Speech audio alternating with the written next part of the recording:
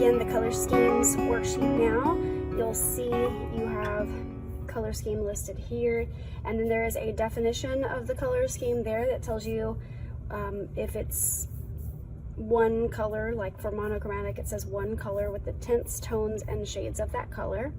So you're going to use one color. So let's just go with, I'm going to pick red as my color, and I'm going to color in here. So don't forget to color in the arrow on the little color wheel there, okay? And then you're going to add the red to the design here and color this entire rectangle however you choose, but using a monochromatic color scheme. So you'll need red, black, and white to be able to accomplish this. Make sure it is burnished completely so that we're not seeing white pieces through the color. You don't just want to use red, you want to actually mix the colors. So I'll make this a light red and I will burnish with white to make a tint of red here in this area. You may leave some sections white, a few, without any color added if you choose, but make sure it still looks like a finished artwork. So in those sections there, I'm going to add black,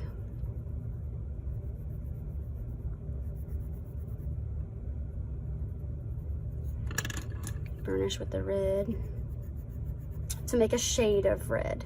You can do this with gray as well and make tones, but fill up the entire box. Your next one, you're going to do an analogous color scheme, 3 colors side by side on the color wheel. So since we started with red, you can switch it up if you like to, but I'm going to keep mine the same, and I'll make this one red. Then beside red, we have red orange.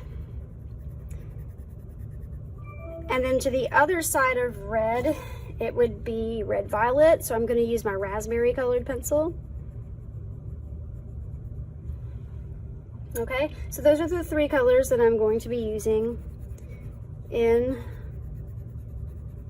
this design. So I can add raspberry, burnish maybe, make that the hue of raspberry, red violet.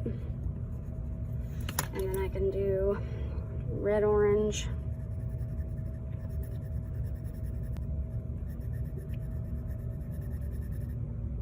Like this, maybe burnish with white to make it a tint. And don't forget red as well, so let's do some red over here. Okay, so these are not finished by any means, but you can get the idea because I'm just doing this for a demo. I will show you guys an example of this finished, what it should look like. Okay, moving on, we have complementary, 2 complementary colors. So if I kept it the same and do red here, what would be straight across? It would be green. So then I'm going to color this with red and green and tints and shades of red and green. Moving on to split complementary. If I make this red again, remember you can change it up if you really want to go with a different route, but I'm going to just keep mine the same. It makes it easier for me. So if this is red, straight across would be green, and the split complement would be the things that would be beside green, which would be yellow green on one side, and it would be blue green on the other side.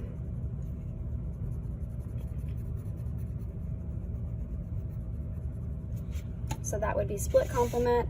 For triadic, that one's easy. It would be red at the top, and there's the primary colors, so red, yellow, and blue. Remember, you can choose different ones if you want to. You don't have to do it the way I'm doing it. I'm just filling it in as an example for you so you can see what I want. And then lastly, a double split complement is 2 sets of complementary colors plus tints, tones, and shades, okay? So for this one, we're not going to use red. If I was going to keep it all the same, this would be red, so we're not going to use red. We'll use red violet on one side. It'll be red orange on this side. And then this would be blue green.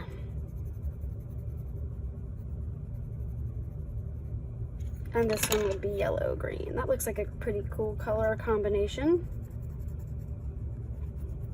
That has 4 colors.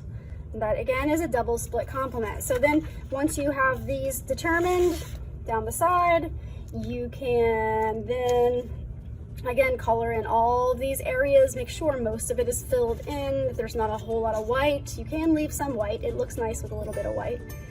That's great, but fill it in so it looks finished. Don't forget to use tints and shades of all your colors.